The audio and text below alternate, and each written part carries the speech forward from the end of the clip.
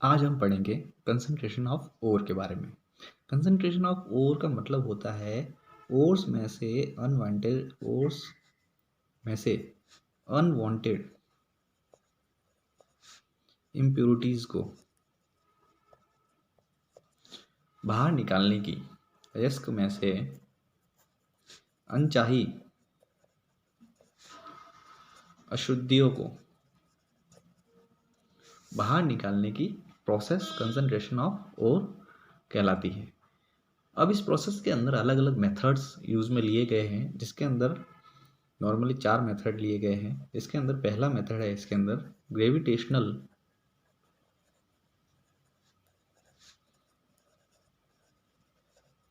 Separation method, गुरुत्वीय पृथक्करण विधि। गुरुत्वीय पृथक्करण विधि gravitational separation method concentration of ore का पहला मेथड है। इसके अंदर किस तरीके से ओर्स में से अनवांटेड इम्प्यूरिटीज को दूर किया जाएगा देखते हैं। इसके अंदर विल्फ्ले टेबल का यूज लिया जाता है। कौन सी टेबल? विल्फ्ले टेबल एक सीढ़ी नुमा टेबल होती है जिसको कहा जाता है विल्फ्ले टेबल। विल्फ्ले टेबल इसको कहा जाता है। इस टेबल के, इस सीढ़ी नुमा टेबल के यहाँ पर ऑब्स्टेकल यानी बाधाएं लगा दी जाती है। यहाँ पर कुछ ऑब्स्टेकल्स बाधाएं लगा दी जाती है। बाधाएं लगाने के बाद इसके अंदर, इस मेथड के अंदर हम ऐसी ओर का यूज़ लेते हैं जिसमें से इम्प्यूरिटीज़ और ओर अशुद्धि और अयस्क में दोनों में से किसी एक का भार क्या होना चाहिए? ज़्यादा होना चाहिए। किसी एक का भार क्या होना चाहिए? ज़्यादा होना चाहिए, जिससे ग्रेविटी के कारण वो भाग तो नीचे रह जाए और दूसरा भाग ऊपर से बाहर निकल जाए। इसमें ओर को यहाँ पर रखा जाता है और उसके यहाँ से वाटर को फ्लो करवाया जाता है, जल को बहाया जाता है। वाटर फ्लो करने पर जो इम्प्योरिटीज़ है, माना कि इम्प्योरिटीज़ हल्की है और धातु क्या है? भारी है।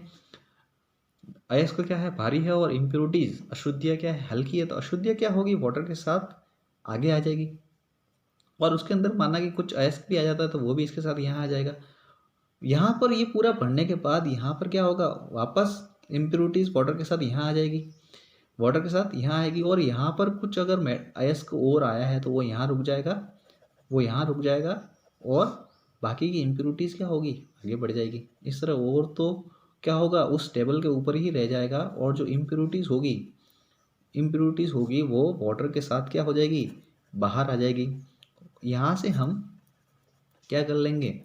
उस ओर को बाहर निकाल लेंगे और इम्प्योरिटीज़ को अलग कर लेंगे। तो गुरुत्वीय पृथक्करण, जैसा कि इसका नाम से ही आपको पता चल रहा है कि ग्रेविटेशनल सेपरेशन, गुरुत्व बल लग रहा है यहाँ पर, ग्रेविटेशनल फोर्स लग रहा है यहाँ पर, जिसके कारण क्या हो रहा है? एक तो पानी के साथ आगे की तरफ बढ़ जा रहा है और दूसरा ग्रेविटेशनल फोर्स के कारण वहीं पर जमा रह जाता है, जिससे क्या है? हम इसको दूर कर लेते हैं और हमें मिल जाता है, जिस किसी का भी और हमें चाहिए होता है, जिसका भी हमें चाहिए होता है। ये है गुरुत्वीय पृथक्करण विधि। दूसरा मेथड हम इसके अंदर पढ़ते हैं फ्रॉथ फ्लोटेशन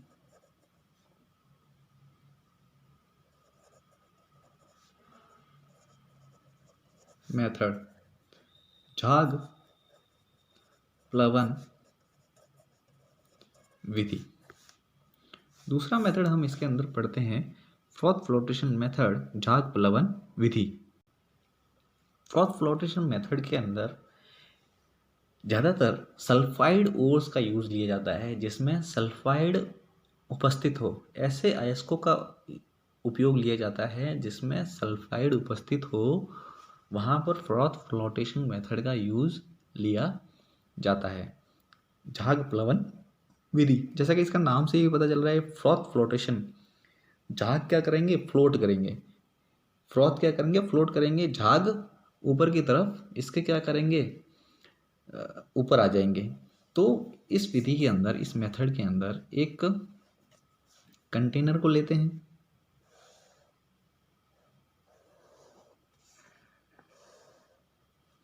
उस कंटेनर में एक एयर कंप्रेसर को लगाया जाता है।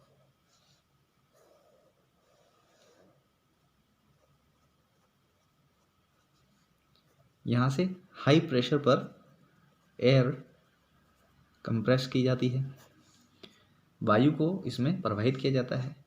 इसके बाद इसमें वाटर, ऑयल और पाउडर्ड ओर को, इसमें तीनों को मिक्स करके इसमें डाला जाता है। क्या क्या डाला जाता है? वाटर, जल प्लस पाइन ऑयल, चीड़ का तेल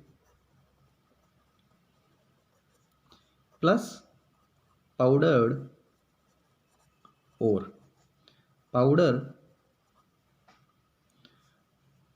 अयस्क, इन तीनों को इसके अंदर डाला जाता है। डालने के बाद इसके अंदर से हाई प्रेशर पर एयर कंप्रेस की जाती है। ये जो है, इनको कहा जाता है, ये जो 6 पोर्स दिख रहे हैं आपको, इनको कहा जाता है ट्यूअर्स। ट्यूअर्स, इनको कहा जाता है ट्यूअर्स।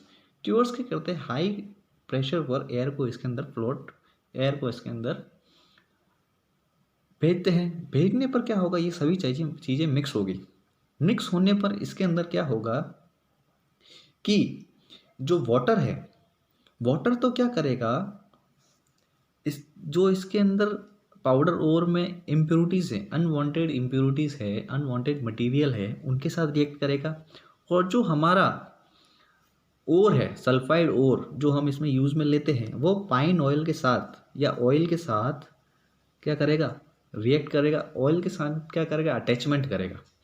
इम्प्योरिटीज़ तो वाटर के साथ अटैच हो जाएगी, और क्या होगा? ऑयल के साथ अयस्क और अटैच हो जाएगा। तो ऑयल तो हमें पता है कि ऑयल हमेशा वाटर के ऊपर ही रहता है, तो ऑयल हमेशा ऊपर रहेगा। और वाटर के साथ इम्प्योरिटीज़ का अटैच होने से, जुड़ने से, वो क्या होगा? यहाँ पर नीचे पेंदे में सर उसके क्या हो जाएगा? बॉटम में रह जाएगा, जो गैंग की फॉर्म में, जिसको कहते हैं हम गैंग या आदाद्री, गैंग की फॉर्म में आ जाता है। और जो हमारा अयस्क है, वो झाग के रूप में, किसके रूप में? झाग के रूप में इस टैंक के ऊपर आ जाता है। और टैंक के ऊपर आने पर इसको हम एक अलग कंटेनर में बाहर निकाल लेते हैं, और वहाँ से हम ओर को क्या कर देते हैं? बाहर कर देते हैं। ज़्यादातर इसमें सल्फाइड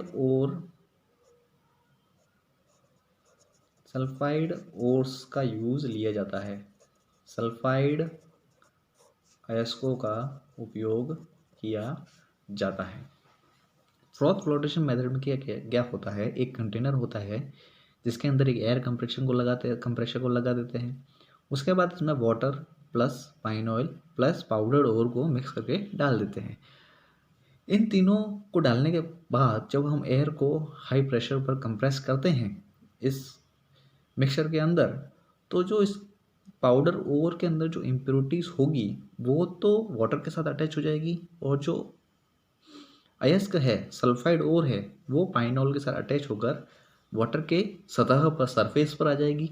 और वो भी किस फॉर्म में आएगी? झाग की फॉर्म में आएगी। और झाग की फॉर्म में आने पर हम इसको क्या कर लेंगे? दूर कर लेंगे, और हमें वहाँ से ओर्स की प्राप्ति हो जाएगी। ये इसके 2 मेथड थे। तीसरा मेथड है इसके अंदर इलेक्ट्रो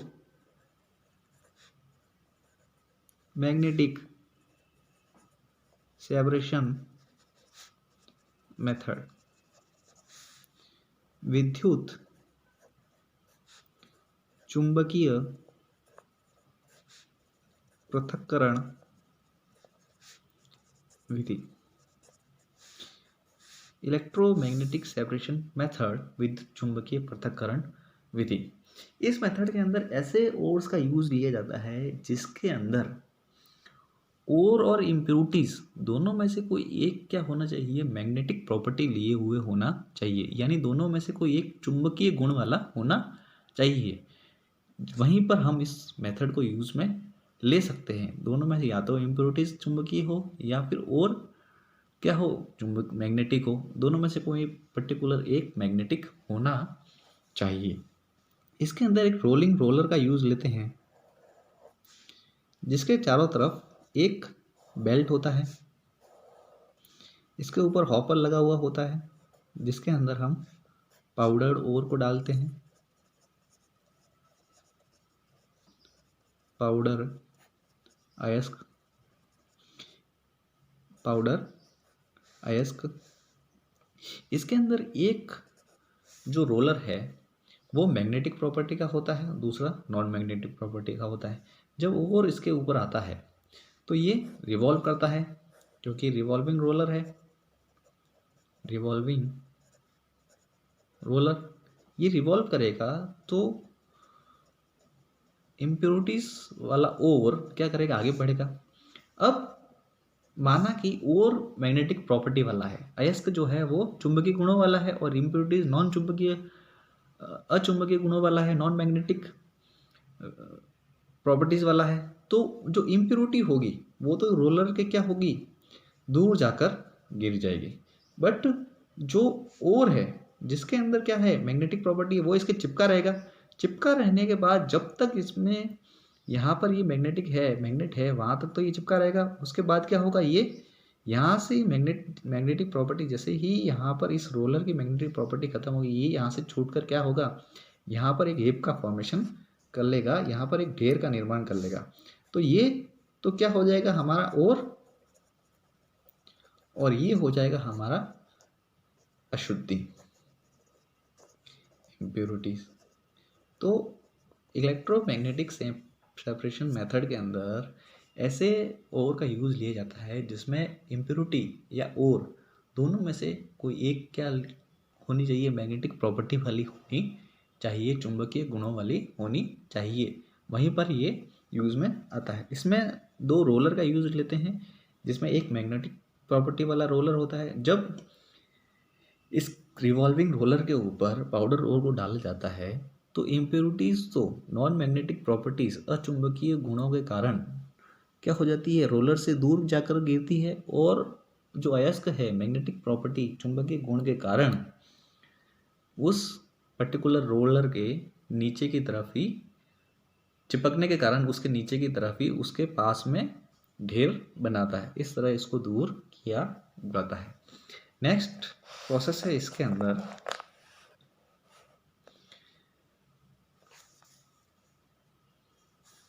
लीचिंग। चौथा जो इसका प्रोसेस है उसको कहते हैं लीचिंग, हिंदी में कहते हैं निक्षालन। निक्षालन प्रोसेस सिंपल है कि केमिकल का यूज लेकर, रसायनों का उपयोग लेकर ओर्स के अंदर से अनवांटेड इम्प्योरिटीज को, अनवांटेड मटेरियल्स को बाहर निकालना। रसायनों का उपयोग करके अयस्कों में से अनचाही अशुद्धियों को बाहर निकालने की प्रोसेस ही क्या कहलाती है, निक्षालन कहलाती है। अब इसके अंदर माना कि एग्जाम्पल लेते हैं बॉक्साइट का, Al2O3, ये फॉर्मूला होता है बॉक्साइट का। बॉक्साइट क्या है, जैसे अपन ने पढ़ा था कि बॉक्साइट एल्यूमिनियम की अयस्क होता है। इसको जब NaOH से रिएक्ट करवाएंगे तो NaOH से रिएक्ट करवाने पर ट्वाइस NaAlO2 का फॉर्मेशन करेगा और H2O बाहर निकालेगा। ये जो NaAlO2 बना है ये वाटर के साथ रिएक्ट करके क्या बनाएगा, NaOH प्लस एल्यूमिनियम हाइड्रोक्साइड का फॉर्मेशन करेगा। ये जो एल्यूमिनियम हाइड्रोक्साइड बना है, एल्यूमिनियम हाइड्रोक्साइड। ये इसको जब हम सुखाएंगे तो सुखाने के बाद क्या होगा, Al2O3 plus thrice H2O, aluminium oxide, aluminium oxide का निर्माण करेगा, जो विदाउट इम्प्योरिटीज होगा।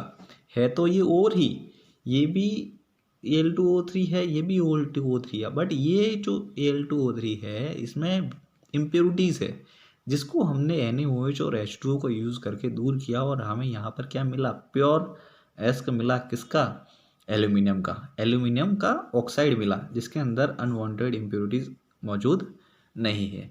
अब इनको दूर करने के लिए जो हमने कंसंट्रेशन ऑफ ओर के अंदर जो चारों मेथड पढ़े हैं, इन चारों मेथड के अंदर जो हमें ओर मिली है, अलग अलग टाइप के ओर के लिए अलग अलग मेथड यूज लिया गया था। जैसे ग्रेविटेशनल सेपरेशन मेथड के अंदर डेंसिटी को देखा गया था, फ्रॉथ फ्लोटेशन के अंदर सल्फाइड ओर्स का यूज लेते थे, इलेक्ट्रोमैग्नेटिक सेपरेशन मेथड के अंदर मैग्नेटिक प्रॉपर्टी वाली ओर्स का यूज लेते थे, जैसे आयरन।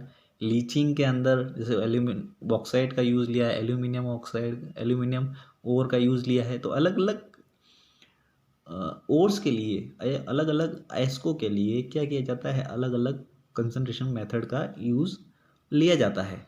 अब ये जो हमें इसके बाद जैसे ये जो मिला है, ठीक है, ये जो ओर मिला है, इस ओर को हम आगे भेजते हैं रोस्टिंग एंड कैल्सिनेशन के लिए, और फिर उसके बाद उसको भेजा जाएगा रिडक्शन के लिए, और फिर उसके बाद उसको भेजा जाएगा प्योरिफिकेशन के लिए। उसके बाद हमें मिलेगा प्योर मेटल। तो नेक्स्ट टॉपिक होगा अपना रिडक्शन एंड कैल्सिनेशन, भर्जन एवं निस्तापन।